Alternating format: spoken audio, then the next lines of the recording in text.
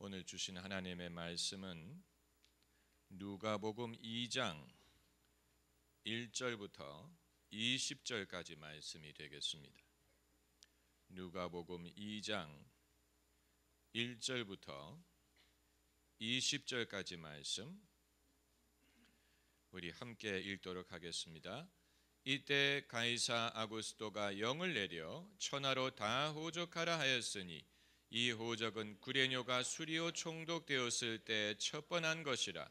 모든 사람이 호적하러 각각 고향으로 돌아가매 요셉도 다윗의 집 족속인 고로 갈릴리 나사렛 동네에서 유다를 향하여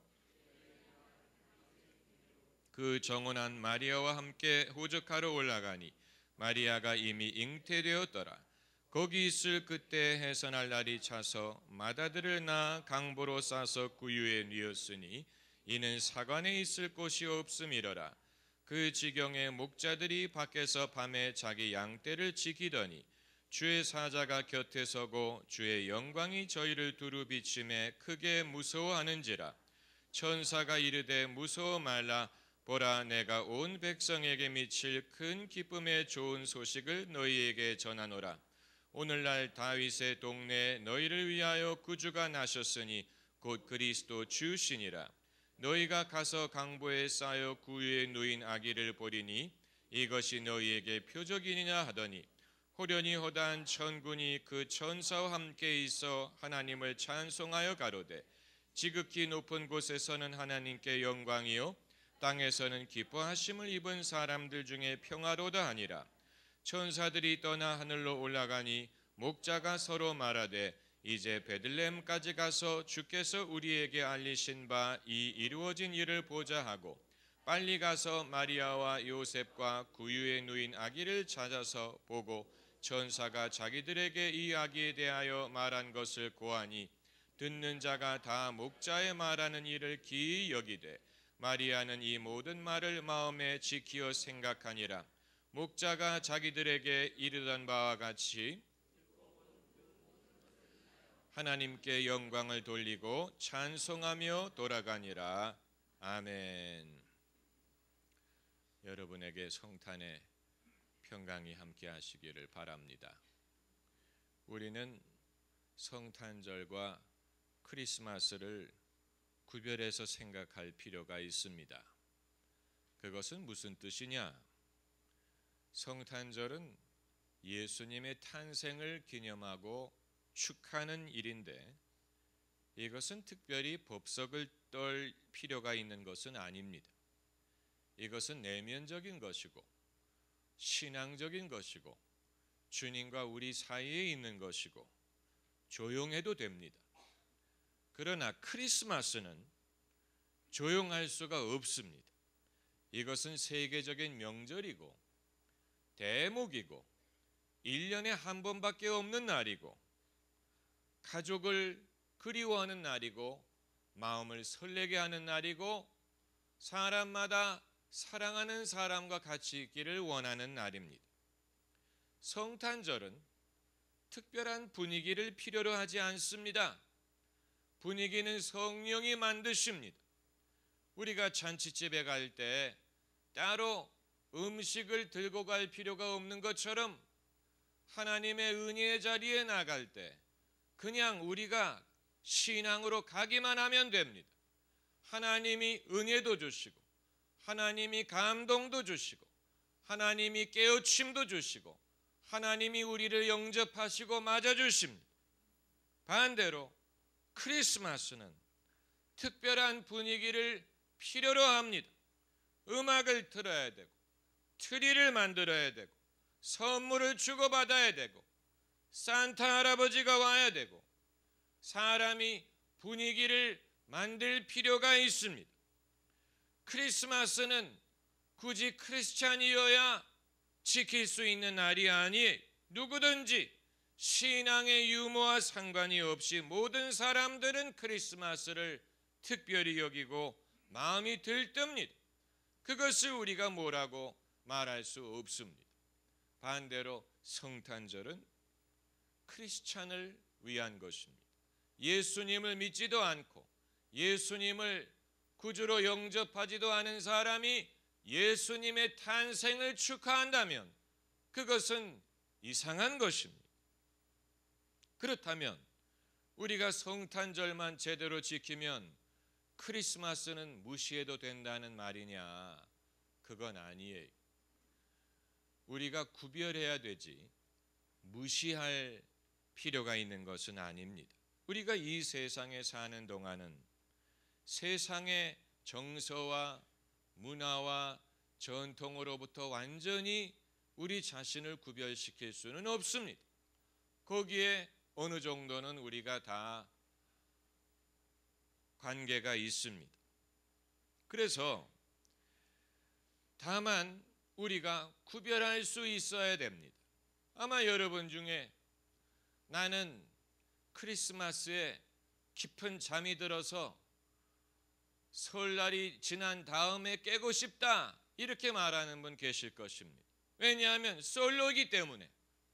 솔로가 성탄절 연휴에 밖에 나가면 눈꼴이 사납다 이런 말을 합니다. 왜냐하면 전부 다 쌍쌍이 길을 거니기 때문에 젊은 사람이든 중년이든 심지어 나이든 분들도 쌍쌍이 아니면 길을 다닐 권리가 없다고 합니다.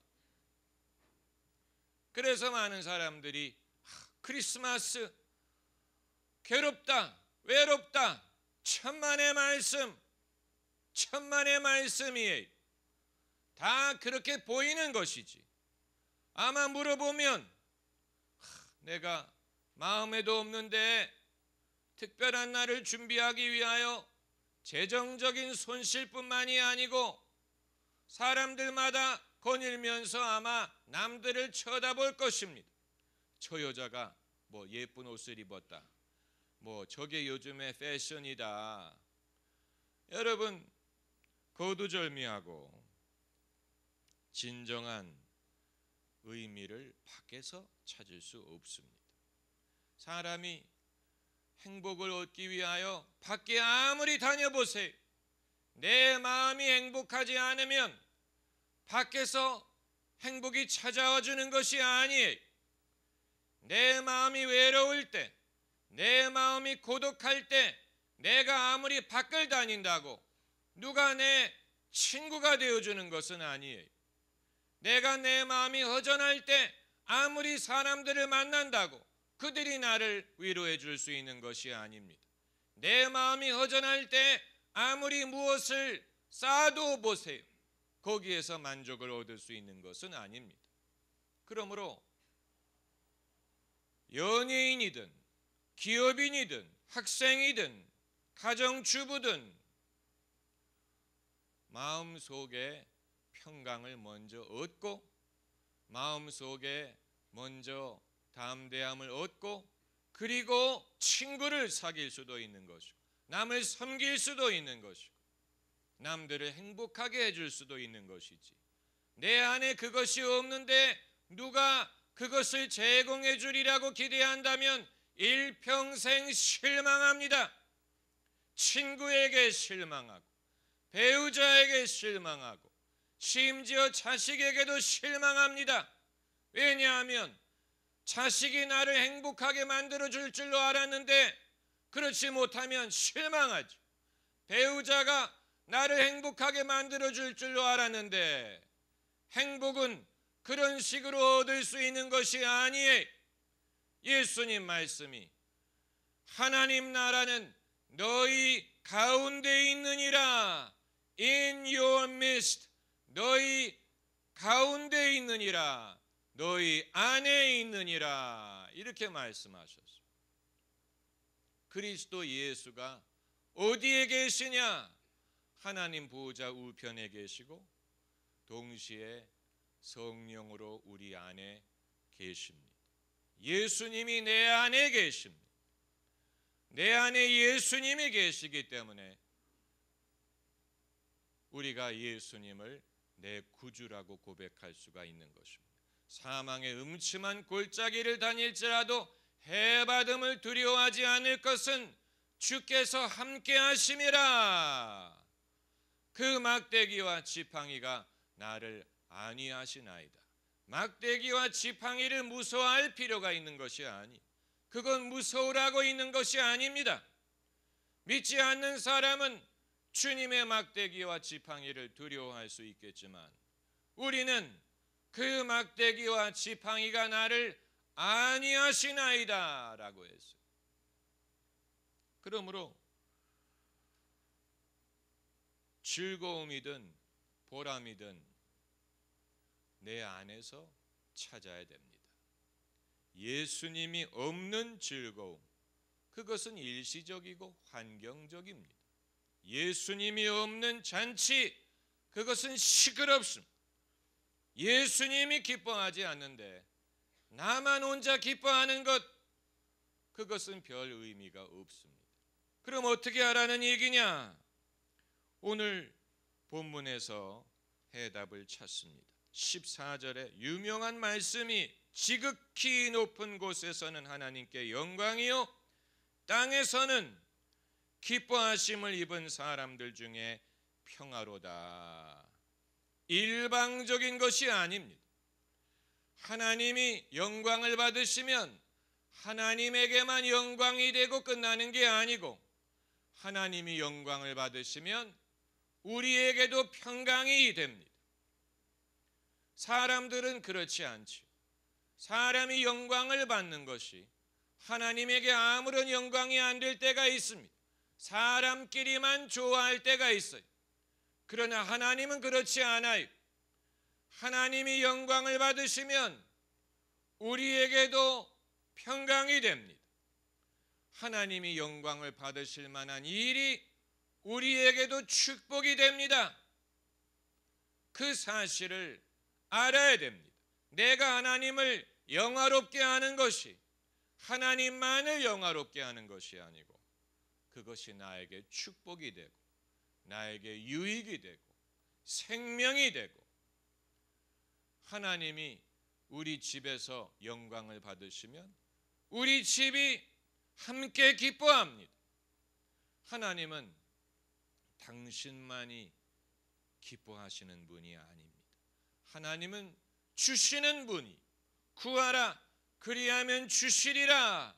하나님은 주시는 분이, 하나님은 우리에게 받고자 하시는 분이 아니고 먼저 주시는 분이 생명이든 축복이든 영생이든 독생자 예수님이든 성령이든 은사든 주십니다. 모든 선하고 온전한 선물이 위로부터 내려옴을 알미니라고 해서 너는 나에게 구하라 그리하면 주시리라. 하나님은 주시는 분이에요. 하나님이 주시는 분인데 우리가 살면서 주님께 무엇을 얻지 못한다면 그건 비극입니다.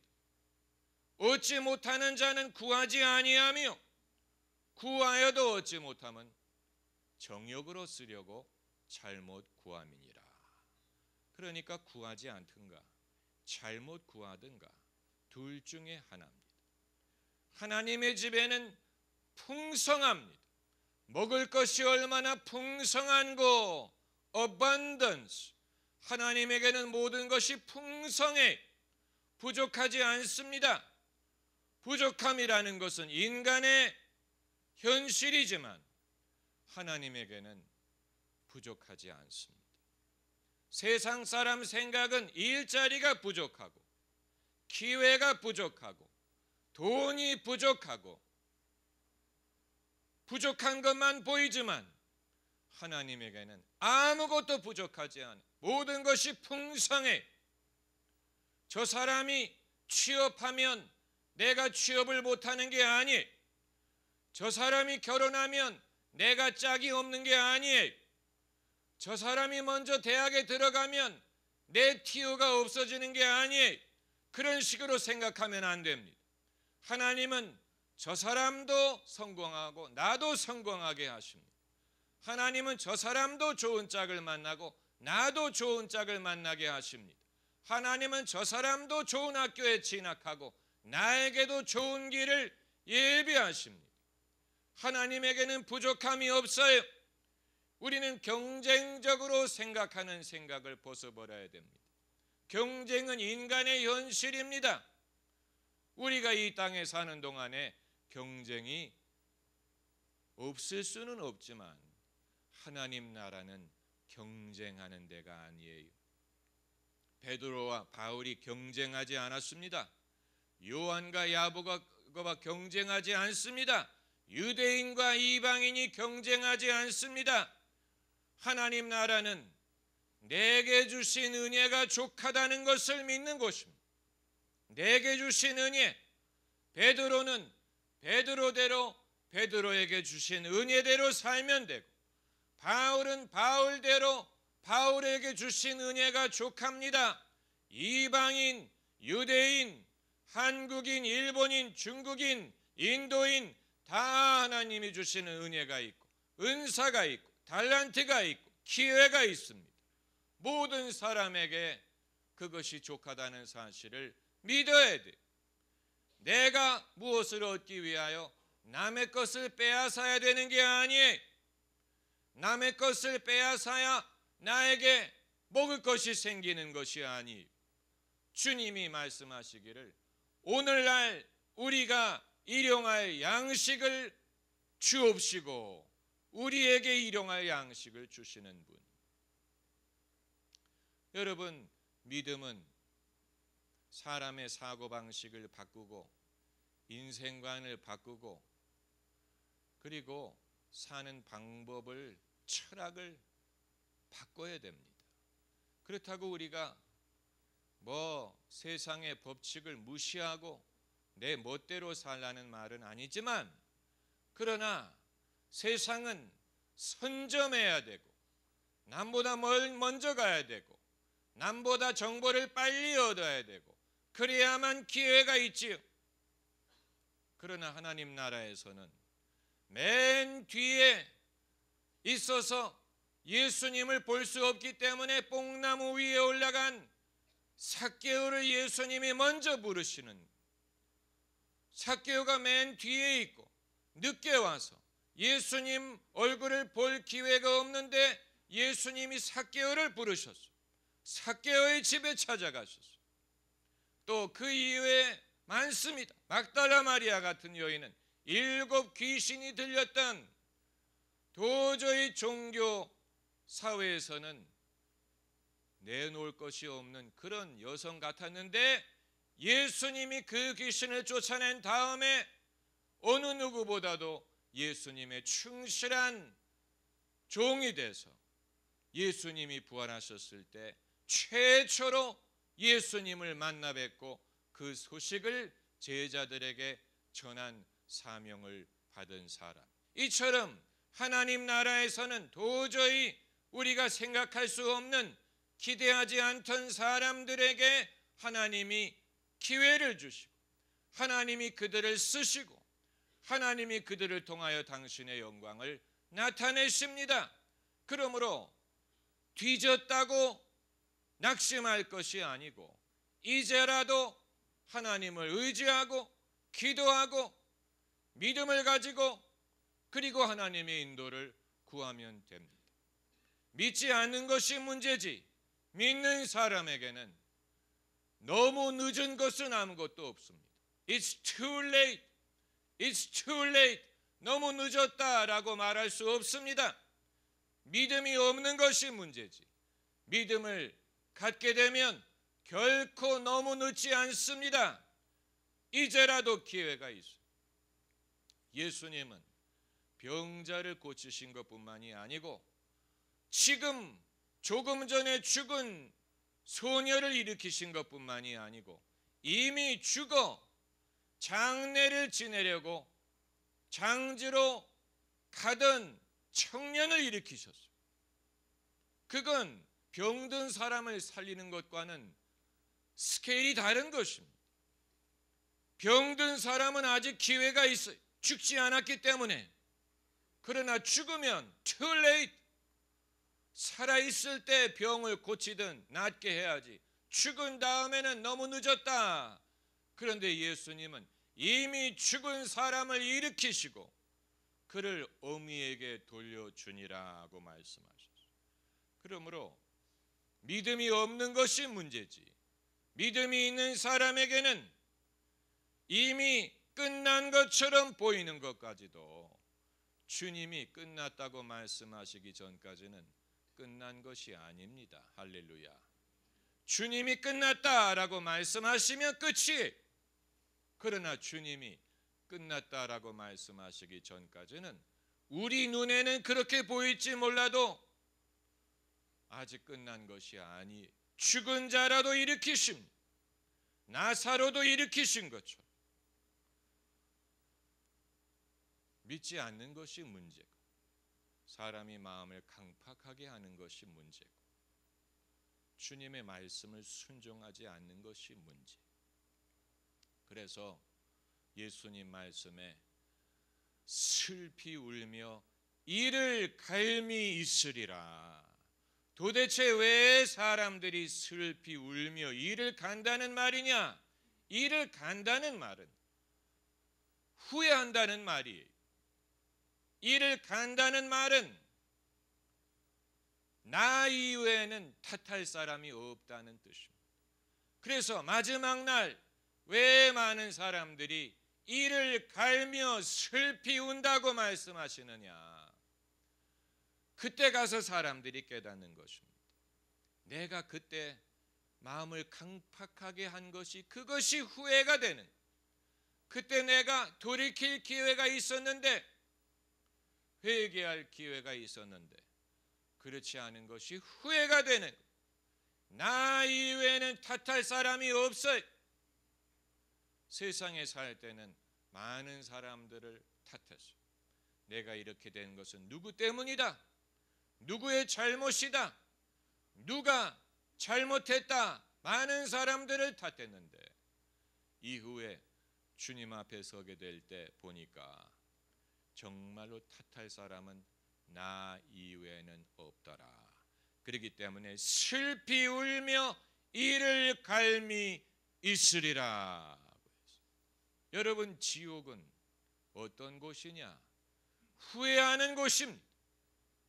Place of regret. 회개하는 것과 후회하는 것은 달라요. 회개는 후회하는 게 아니, 회개는 지금이라도 돌이킬 수 있는 것을 말하는 것입니다. 반대로 후회는 회개처럼 새로운 소망을 가져다 주지 못합니다. 후회는 이미 끝났다는 얘기입니다. 버스가 떠나갔어요.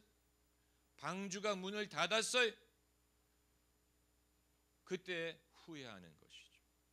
여러분, 우리는 후회하는 사람이 아닌 회개하고, 때가 기회가 있을 때 회개하고 방주 속에 들어가는 백성이 되기를 바랍니다. 할렐루야.